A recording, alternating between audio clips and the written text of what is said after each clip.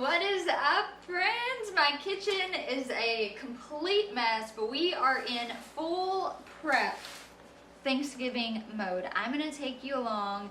It's actually Wednesday when I'm starting this vlog. Nathan and I are both kind of tag teaming in the kitchen. He's prepping the turkey. I'm gonna be making bread. We're doing cinnamon rolls for the girls in the morning, just something we love to do around the holidays. I'm making Hawaiian rolls, mini turkey loaves, Oatly, a from scratch green bean casserole, honey and thyme roasted carrots, beet brined deviled eggs. I don't even know what all we're having. So much stuff. So Nathan and I are trying to prep a lot of it today, especially when you're working with sourdough. You guys know I've been making stuff for a couple days now, feeding my starters. So I'm gonna bring you guys along with me, show you how I've made, and Nathan has made, a from scratch Thanksgiving. First and foremost, I'm not sure when you're actually watching this, if it's Friday, if it's Saturday, but I hope you guys had just the most amazing Thanksgiving, eating delicious food, spending intentional time with friends and family, and just taking a moment to pause and gather around the table, right? Something I have been hitting home so hard lately is just the importance of stopping and gathering, something we have just kind of missed, right? We've kind of bypassed in the busyness of today's world. So first and foremost, I hope you guys paused and gathered and just had so much fun. Before I also start this vlog, I want to let you guys know that through the weekend, we have got our Black Friday sale. It's the biggest sale we do all year. It's 20% off almost everything in the shop. So whether you want to stock up for yourself or shop intentionally, I'm going to leave the link down below. You can put this coupon code in checkout. It will apply. But it's the perfect opportunity to just stock up on sourdough supplies, your gardening supplies, whatever it is. Now's the time. But let's take this jacket off, roll up our sleeves, make a cup of tea, and let's get busy baking. And just like that, we have officially kicked off the holiday season. Man, I have so many memories of the holidays from childhood. A lot of my memories really revolve around my grandparents' house. You guys hear me talk about them a lot. They had such an influential, presence in my life for so many different areas of life. You know, my papa really taught me how to garden and inspired me to grow food, and my mama was just very nurturing. And so a lot of my memories were around my grandparents' house. And ever since Nathan and I decided to have children, I knew that I wanted to create those memories that I really wished were in my immediate home. And that was saying yes when my kids wanted to learn. Now, we all know as mamas and daddies, it's hard, it's challenging, it takes longer, but Wednesday in the kitchen with my girls asking me if they could bake with me brought me so much joy. You guys, I spent and clocked 10 hours in the kitchen, and when I went to bed, my eyes were heavy. I was so tired, but I looked at Nathan and I said, this was literally my best day ever. And I'm an adult, and my prayer when I went to bed was just, Lord, I pray that when my kids, laid their head down at night, they thought, wow, this was the best day ever, spending time with mom in the kitchen. And so for me, Thanksgiving, obviously it's a time to reflect on what you're thankful for. And I feel like sometimes we overlook those common things, right? Of just, I'm thankful for the ability to teach my kids. I'm thankful to be home with them, to not have to work on this holiday, to spend 10 hours in a kitchen that's just filled with joy. It's filled with laughter. It's filled with memories. And my hope and my prayer is that one day when my kids have kids of their own, they'll think back to that moment with mom and dad in the kitchen. They'll think back to that family game we played gathered around the kitchen table. They'll think back to this day right here when I was teaching them to make sourdough, when I was teaching them about, the cinnamon roll recipe I make for them every year on Thanksgiving or Christmas. And I know sometimes it can be easy to just want to get your tasks done. We have so much baking to do, we have so much cooking to do, we have so many things to do, but I cannot encourage you all enough. If your kids ask to join in, as someone who didn't have those immediate memories in my home, choose to say yes. Choose to let it take longer, choose to be a little bit messier, and just choose to say yes when your kids ask for an invitation into your space. So one of the things that I have realized as I have been in the kitchen so much trying to make these nourishing meals, let's just take Thanksgiving out of it for a second, right? Because I know everyone's kind of a little hectic. You're in the kitchen a lot, but I used to always think if I wanted to make a from scratch meal, when I started really like diving into making full meals from scratch, you guys, it took me hours upon hours, and I was like, how is this sustainable for anyone, especially us busy moms with little ones, babies strapped on, all the things? And what I realized is that they're not making everything from scratch like right before they're ready to make dinner. They are making things, you know, the day before. They're popping it in the refrigerator, they're reheating it. And once I kind of realized this little homemaking hack, if you will, it has just put me in a place to be more inspired to be in the kitchen, because I know when I am, I'm not like, you know, on a weeknight spending hours and hours making a meal. So for instance, for Thanksgiving, you know, I just fed my sourdough starter.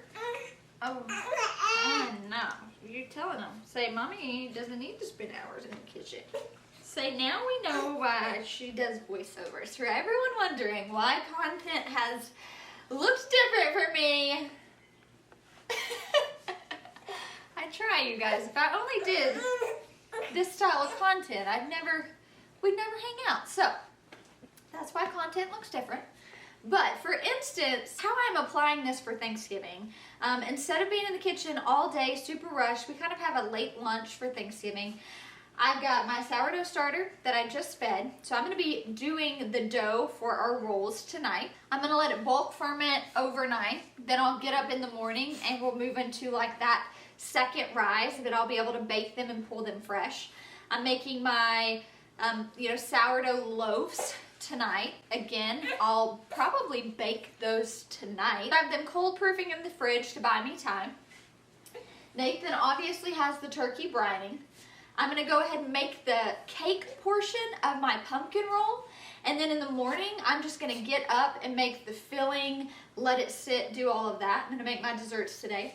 I'm going to go ahead and be working on, we boiled our eggs for our deviled eggs. I'm going to get them soaking in a beet brine, let them soak all day, all night, get up in the morning. So really when I'm waking up in the morning, there are just a few things I have to do.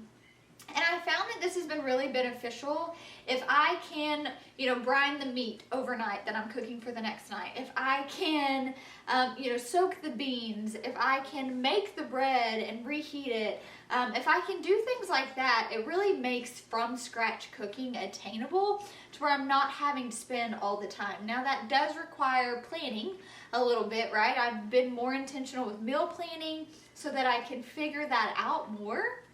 So what that looks like for me is on Sunday, I just sit down and I plan out what we want to have for the week.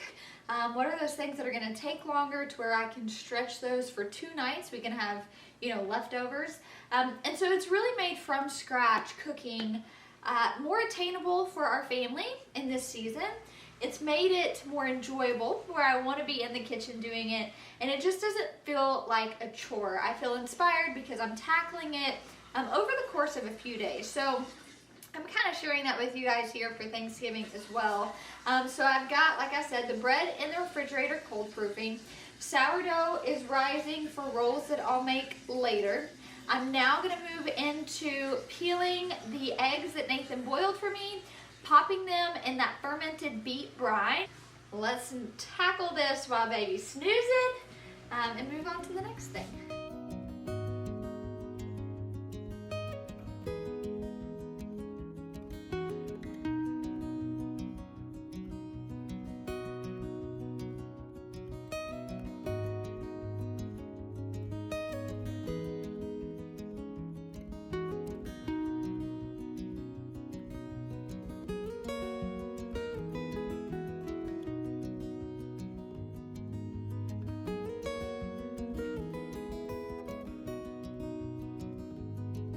Alright, so I don't know if you guys have seen these somewhat viral mini sourdough turkeys, but let me tell y'all. This is attempt number, I'm ashamed to say. They are so hard. I think mainly the small ones are hard because I don't have many bannetons, so they kind of lose their shape when we're moving into that proofing section. So I have some we're attempting. Some kind of look like mini turkeys, some don't. But I did go ahead and do a big loaf so that we could just see what it looked like. You guys, it's so heartbreaking whenever you try a sourdough recipe and it's taken days and it just doesn't, you know, turn out quite like you really wanted it to. Fingers crossed though. I'm hopeful this big loaf's gonna do okay. So I would love to know though, in the comments, have you tried these? Did yours turn out? Give me some tips. What am I doing wrong? I don't know. So something really interesting happened this Thanksgiving. I mentioned, you know, these turkey loaves took some trial and error, and I actually think that was a really cool lesson for my kids. So it took me 3 different times trying to make these turkey rolls, turkey breads, if you will, before they turned out. And at one point, Charlie had asked me, like, Mom, are you really going to try again? Like, you know, you've tried these so many times and you failed. And it was such a sweet opportunity for me to teach her that you don't always get it right the first time. I know for me, I have tendencies to be a perfectionist, especially when, you know, maybe friends or family are coming over, and I have this idea of what I want this thing to look like. And for me, that was Thanksgiving dinner. I wanted it to be special. I wanted to have fun turkey themed things that I typically never do before. And so it was really cool to be able to teach the kids that, you know, sometimes you're going to do something and you're going to fail, whether that's in the kitchen, whether that's in life. And so with these little turkey loaves, each time I failed, it lent me the opportunity to, you know, kind of troubleshoot and figure out what I could do differently the next time. And that was one of those sweet moments over the weekend that I was able to just kind of share with the girls. If, like, sometimes you're going to fail, sometimes it's not, you know, going to meet your expectations or maybe this idea that you had in your mind, but it's still worth trying again. It doesn't have to be perfect for it to be special. And those turkey loaves brought my girls a lot of joy. They thought they were so fun, so it was worth me failing and trying again and again. And I really just encourage you guys with that too. Like I said, whether you're in the kitchen or whether it's just life, you know, sometimes we have a tendency of wanting it to be perfect that first time, and oftentimes it's in the mistakes that we really find the beauty in it, and we really kind of find our groove in it. And so I know for me, really stepping into the kitchen more and cooking from scratch and baking from scratch, I've had to really accept failure because it's something that it's a skill I've kind of set down for many years. And as I'm picking it back up, I'm having to really be okay with things not being perfect. I'm having to be okay with relearning again. And sometimes I get frustrated because I wish that these were skills I learned in childhood, but then it gives me the opportunity to teach my kids the things I wish I knew and to learn from Nathan. Nathan's an incredible cook. He's taught me so many things, and he's so kind in his deliverance of, you know, I think this was great, but have you thought about this, or this might help you next time you choose to make this or do this. And so that's been really kind of special for us to share the kitchen and the love of the kitchen together. Nathan loves being in the kitchen. I have found a newfound love for it, and I'm learning as an adult, which is really cool because I get to teach my kids. And I was actually thinking the other day about you know, being open-minded when the kids want to spend time with me in the kitchen. Especially maybe on those weeknight meals where I need to just like knock it out quickly or whatever. You know, when I'm really trying to say, okay, Jill, you need to pause. You need to be okay with saying yes to this, even if it's going to take longer and you haven't really prepared for it to take longer. And I was thinking the other day, you know, I am raising someone's wife. I am raising someone's wife, and how do I want my children, my girls specifically, to to treat their husbands? Do I want them to know how to cook from scratch? Do I want them to be able to nurture their family with delicious homemade meals? Do I want them to whip out the cinnamon roll recipe that mom made, year after year after year, and have taught them how to make it? And the truth is, I do. I want my kids to be kind to their spouses. I want them to understand the value of cooking and baking from scratch. I want to teach them that it's important to create these holiday traditions, to slow down, to spend hours in the kitchen, and to invite their own kids into their kitchens, despite how just honestly inconvenient that can be sometimes.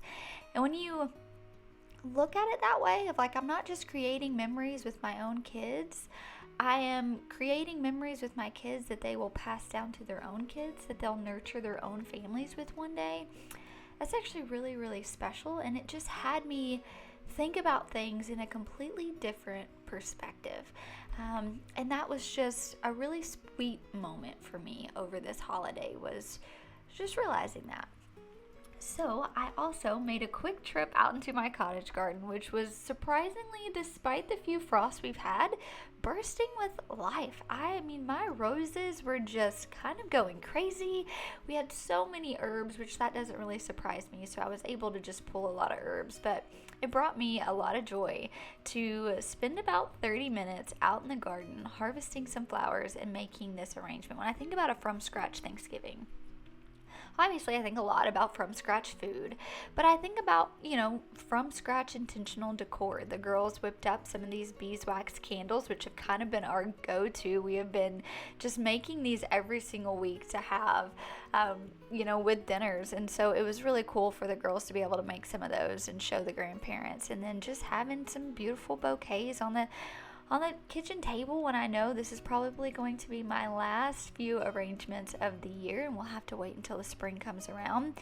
But they turned out beautiful, and this day was so special to me. As a whole, our entire family loves Thanksgiving, but there was something about this Thanksgiving that was extra special to me. I don't know if it's just the shift in my perspective, if it was the invitation for my kids to join me, or if it was just me actually slowing down for once and saying no to the perfectionist side of me and saying yes to really just being intentional and enjoying those memories and those moments with my family. But it was so special, and I hope your Thanksgiving was also the best Thanksgiving you've had yet. Okay, what are you thankful for today? Well, no, what that means. Tell me one thing you're thankful for. How about I let Charlie go first? Charlie, what's one thing you're thankful for? Food. Thankful for food. That's a good thing to be thankful for. Okay, so she's thankful for food. Thankful for family. Oh, that's a good one. All right, Papa, how about you? What you thankful for? Oh goodness, lots of things. I'm thankful that I get to hang out with my family today and eat all the special food, and that everybody's going to be in a great mood today. Despite no sleep. Despite no sleep. We are thankful. Okay, let's go ask Ziggy. Okay.